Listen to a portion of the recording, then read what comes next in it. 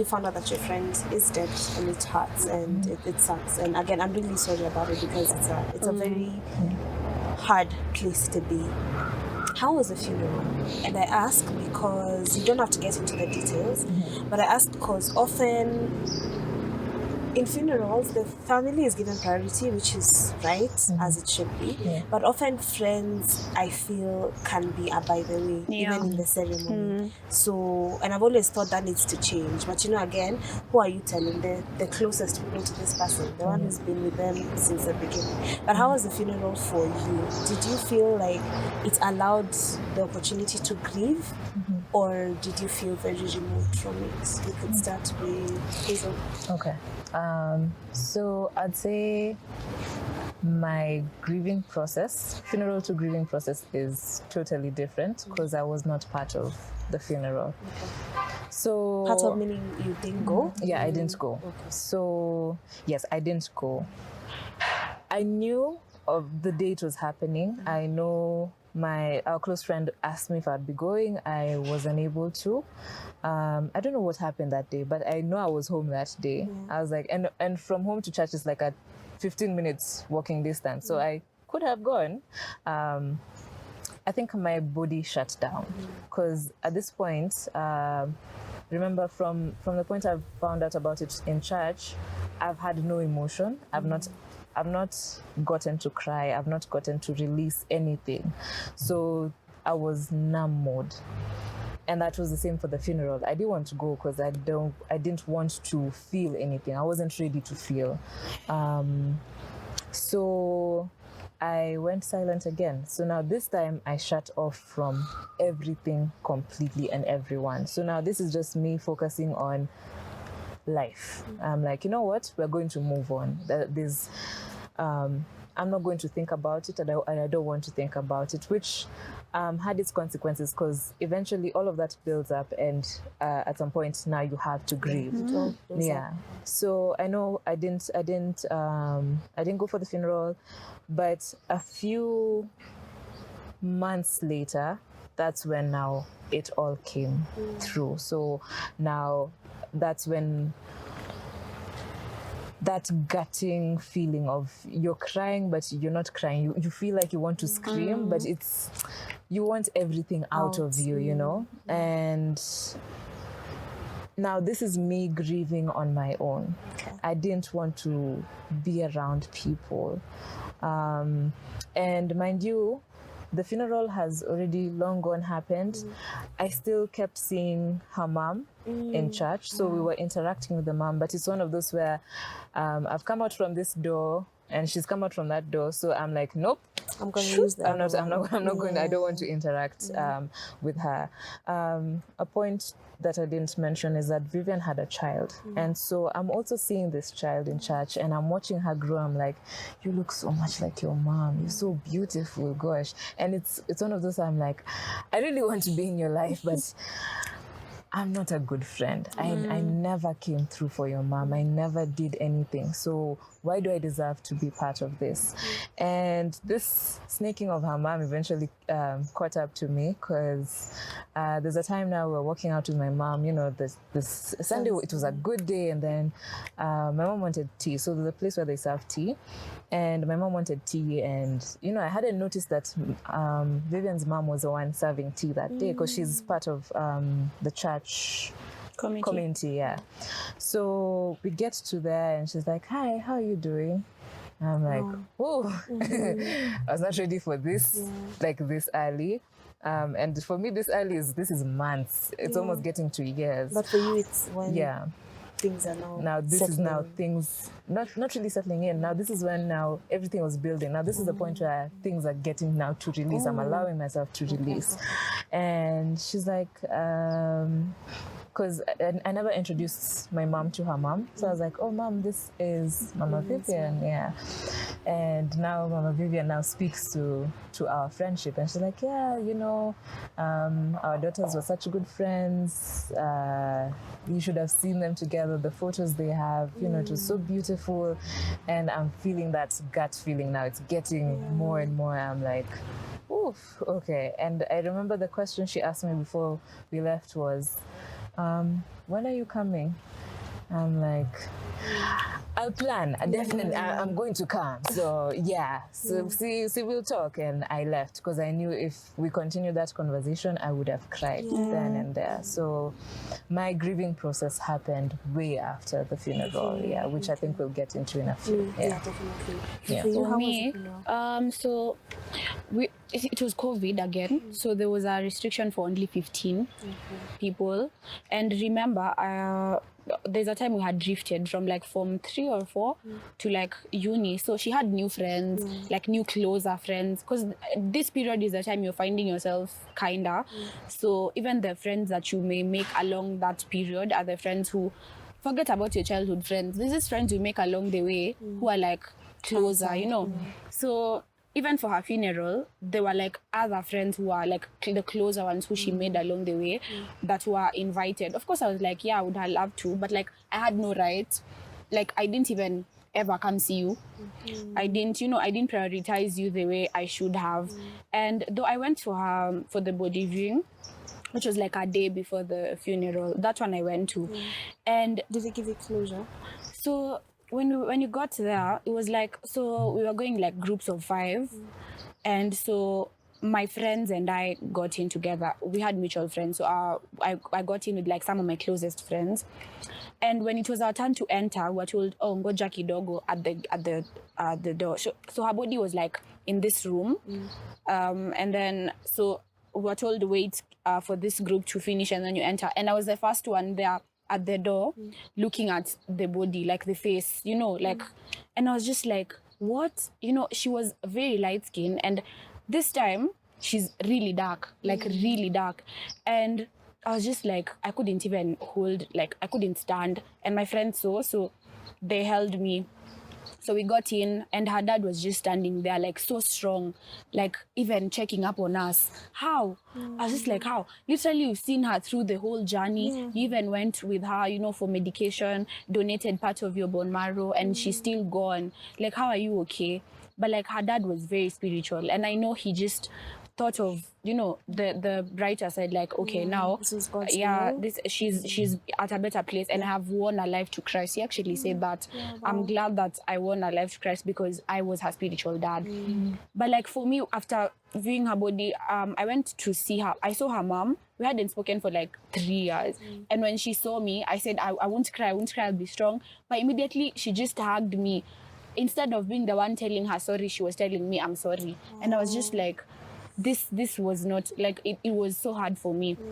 But I think seeing her body and like how she looked so different, and you know, like she had suffered, you could just tell like the meds were too much, and you know, like I felt like she was at a better place. You know, like this was supposed to happen. Like now I have a bit of closure that you being here could just be selfish for us to see you, you know, like for our selfish reasons. Like, yeah, she's alive and we want to see her, but like what about her? She's really struggling, you know, she's struggling a lot. So it's holding someone back is wrong. Maybe that they're supposed to go, and you're just holding them back for your own purposes, so that I see you because I'm selfish. In other words, that's such introspection, and especially when it comes to grief, which I'd want us to move into, the fact that sometimes we're looking at it from our lens, how we want it to be. And even there's something you alluded to, Hazel, when you expected that your friends would be the ones to tell you, and you also mentioned something like they're also going through it so much. So at what point do they start thinking about you? And it's something I don't know, I've also not lost anyone that close to me. It's always been very distant people, and that's why I'm not really giving my point of view on this one. But yeah, I've seen myself do the same thing. Even with those distant people, you wish they were around so that you could spend more time with them. But like Tat has said, what if their quality of life is non-existent? So who is it really serving, you know? So maybe let's move into the grief period. How would you say you grieved? What was your method of grieving? Tat, we can start with you. Okay, so during COVID, we used to have this family tradition of games because, you know, keeping yourself occupied. So every night we'd play games with my family. But like I remember that night, my mom came and she was like, "Would you like to play with us? Maybe you should come and play with us so that you." I was like, "I don't feel like." It was actually the first time in a long time. I think my family, like, it was so silent because everyone, of course I know they wanted to play, but like they understand I'm not doing okay. So I just like stay in my room all day. When I'm coming for food, I just have a hoodie because of course I've been crying all day, and it was like really hard. And I remember for weeks I couldn't sleep. I used to sleep at like 5 a.m., 6 a.m. I'd stay up all night. For some weird reason I got insomnia and I couldn't sleep. And I started sleeping really late at like 7 sometimes. And there's sometimes a day it's your body just it yeah, needs to shut down now. it needs to, like, enough is enough. And I remember some other day my phone had like a glitch. The phone I was using, it was just no, like I'm trying to put music and it's just you know how your phone sometimes there's just a Presses problem its with the own screen. buttons, yeah. I was like, what? Are you in the room? Are you in the room?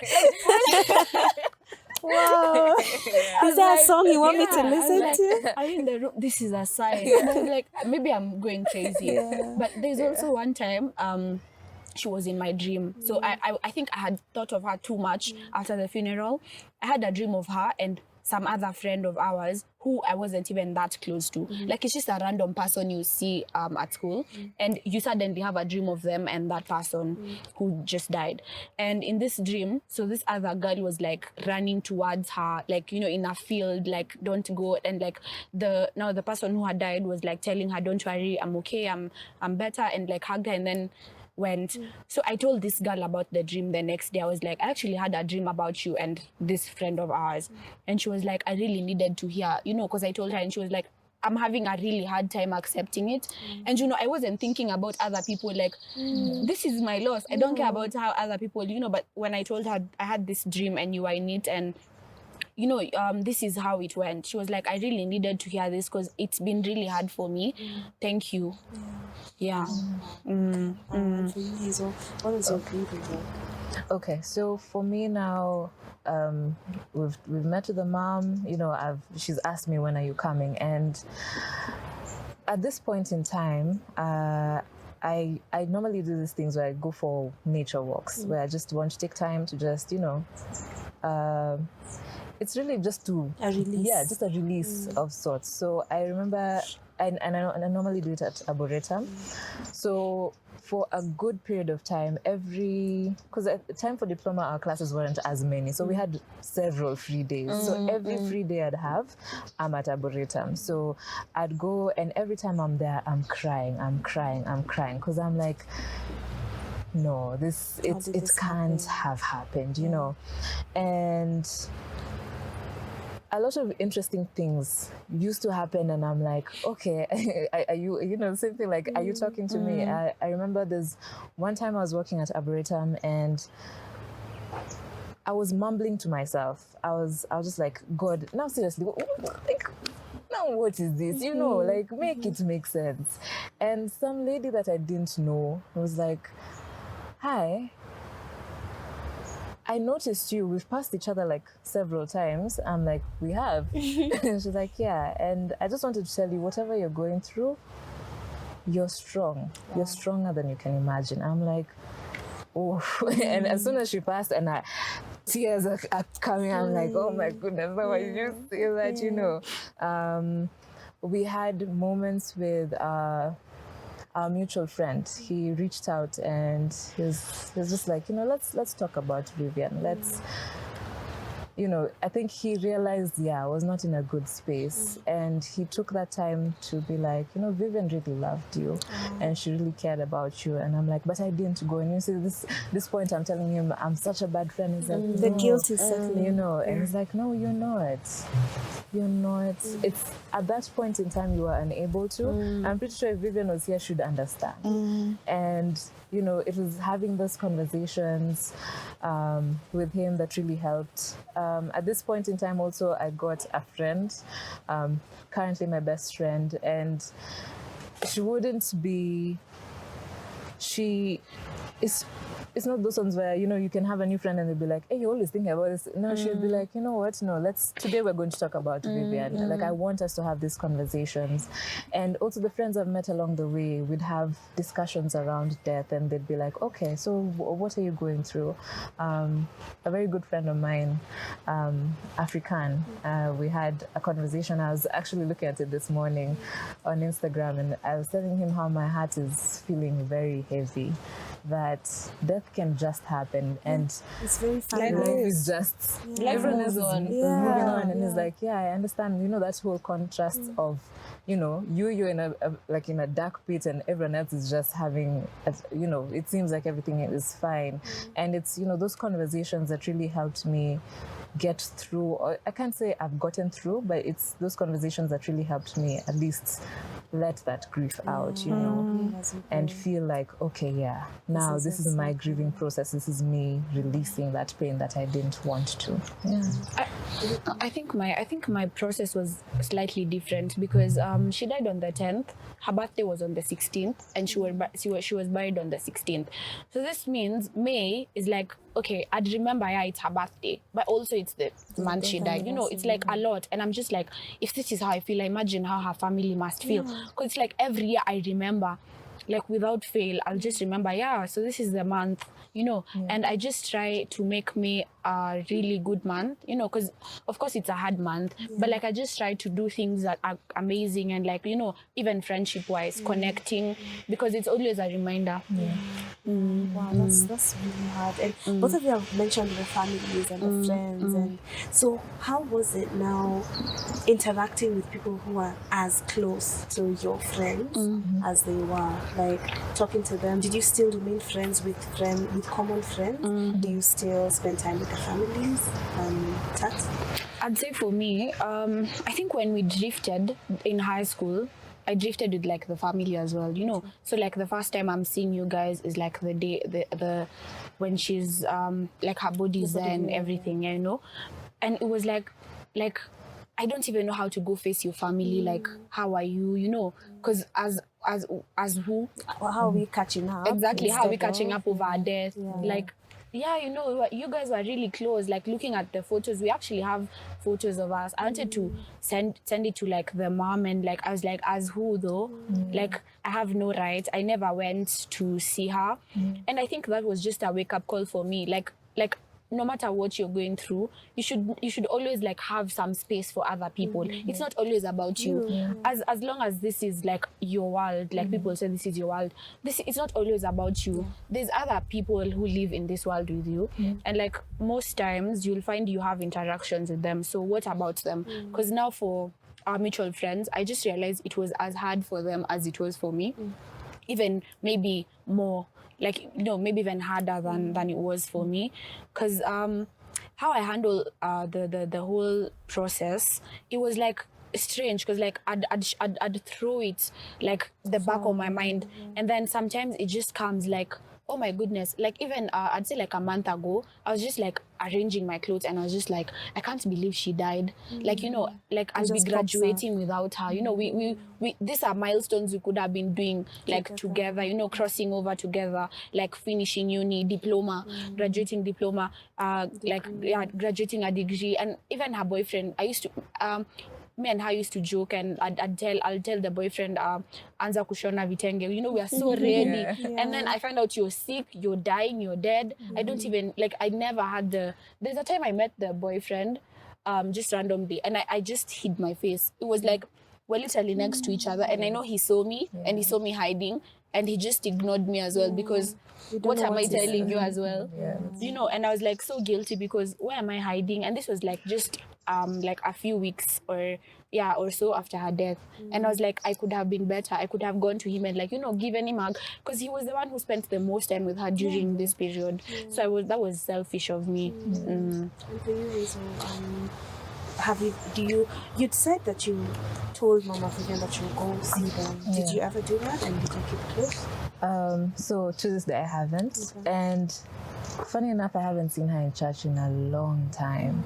So the days I'm like, okay, what happened? And the thing is, I know at some point I lost contact. You know, as life happens, you lose your phone, you lose things, you lose a lot of things. And I'm like, yeah, what happened? So with our close friend, I do see his Instagram stories, his WhatsApp stories every now and then. I do know I'm making a point to meet up with him because we haven't met in a long time. But it's that feeling of as who, you know, as like who? what are we going to talk about? Are we going to go back and be like, okay, so now you remember back then, you know, when it happened? And I'm like, If I could just add, so there's a friend, he was actually the friend of this girl, and then we became friends because of her. But now, through her death, we actually had to learn each other, like, who are you? Because I know you from her, like, you know, who are you as a person? And like, we actually got really close because it's now I'm learning you, and I think that's what you should do when you, if you do meet him, meet from a point of a stranger or like someone I want to get to know, because you might find they have like a personality you'll really love, you know, like get to know them. Because if you don't, the basis of conversation will always be, she was so nice, you know, and that's depressing. You can't always talk about the same thing. Life moves on, as we know, sadly. So get to know this person from your point of view and their point of view. Yeah, which is true to what you've said.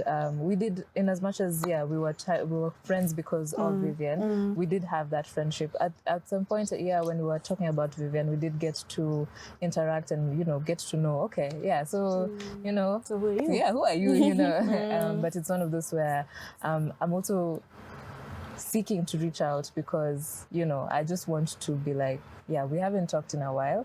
I just want to check up on you. How are you doing? How's life moving on? But yes, I am trying and hopefully being intentional about looking for her mom and getting to, that's one of the things I know that I want to do is go to her grave at least and just have a conversation with her. Yeah, that's beautiful. And especially so that the memory of somebody can become even more better because you got to know somebody else through them, you know. As we draw towards the end, Tat had mentioned milestones.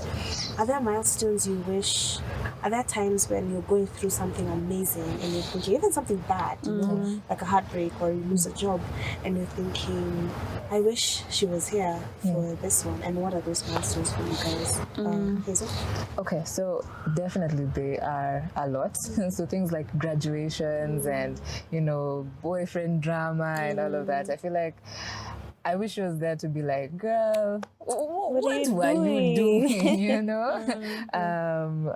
Definitely my graduation for this year, because next year. Because this whole journey has been crazy. A lot has happened over time. There are a lot of things I wish was around for moments in my life where it was really dark that I wish I had someone to talk to. I'm not saying that, you know, the people in my life weren't there and they still aren't there, but it's one of those where I was like, yeah, I wish you saw this, you know. But I always have this inkling in me that she's there, like she's like I feel her, like she is there. And I'm not saying that my current best friend is her, but they're such a copy paste, you know. So I'm just like, these are things she would do, you know. And you see elements of like characteristics of her in other friends, and you're like, yeah, I feel your presence. And And for you, Tat? For me, it's let me just go. Let me say, you guys know her brother, the famous one. Yeah, amazing guy. Like the milestones he has had. Like he got married, she was not there. She would have loved the wedding. She would have loved to be part of the bridesmaids team, you know, because I don't think there was a time I had seen her, like, you know, be at a wedding like that. The brother got a child. She'd have been an amazing aunt. It's always like, it's even more about her family than, like, when I think about her, it's just more of when I'm seeing maybe the brother got the kid, I was like, I wish she was there. She would have loved being there, you know, like so many things. And it's not even about us graduating together. which I think we would have, or milestones like, life milestones, like maybe getting a first job, because I don't think I had, like, but this, her journey, it made her become someone actually different, because now she started like a foundation, things she had never done before. And I was just like, if she was here, how well could this have gone, because I think on Instagram the other day, the foundation that she had started, it was like, so after I think 6 years or something, we sadly have to, yes, like it was like, it's almost like maybe the vision it's there, but like it's not, if she was there, she's not there. So it's almost like maybe the plans that she would have had are different from, things like that. So it's just and it's so hard knowing that I'll keep seeing more milestones even from like the brother, because you'll keep seeing things happening and you're just like, I wish she'd have loved this, she should have been here. So That's beautiful. and they look like her and her brother are identical, so you'd always like look at the brother and be like, that's her. This, I know this face. It's like, for example, the time they came to our school, the the podcast thing, I didn't go. I couldn't see his face. It was like, I can't, I don't, I feel like, because I had shut the grief out of my head, and then suddenly, I have avoided even ever being in situations where I'd have to meet this person. Of course, I listen to his music, I love it, yes. But like coming to a point of, so you're coming to where I am, you have located, you have found me. And it was like, I love everything you guys do and all, but I don't think I'm ready, like it's I actually was in school the whole time the podcast was on. I didn't go home, I was in school. Story uko kwa Freedom Corner. It was like I don't think I can do this. It's and I think that you have to get to a point where you learn to accept, it happened, and even them, they're moving on with life. Of course they think about her a lot, and even him, when he goes to the mirror, he's like, wow, I look so, like how does he go about that? I think one time I'd like to actually meet him and be like, how is it for you? How are you? Because I don't think I've heard him speak about her for a while. Of course, he thinks about her, but I'd like to be like, how are you? That's very insightful. And to see how you guys are also thinking about it from other people's point of view. My last question would be, has this grief affected how you relate with people nowadays, especially friends and even partners generally? Are you... Okay, let me not give a leading question, but how has it affected how you relate with people? Hazel? Let me do it from a general before I get to the specific. When it comes to relating with people in the aspect of death, generally, I've realized that it's gotten easier to talk about death. Of course, I'd say I'm still an emotional girly. I'll go for... I know this year has been crazy. The beginning of this year has just been funerals, and I'd watch people and I'm like, I'd cry with them, even though I don't know who these people are. But it's getting to that point where understanding that, they're going through the most, and yes, you might not know what to tell them, but being there is your presence means everything. When it comes to interacting with those closer to me, I'd say it's gotten me to a point where I appreciate my friends a lot more. I try to be more intentional about going out. We do a lot of picnics, Even if it's like 2-3 minutes, if you tell me, I'm very busy, I just need 2 minutes of your time. Like, even if we're just going to say, hi, you're good? Yeah, cool, let's go. Just appreciating people and finding out how they're doing, reaching out to them once in a while. More or less just being appreciative of that fact. But also my journey has gotten me to a point where I understand that it's okay.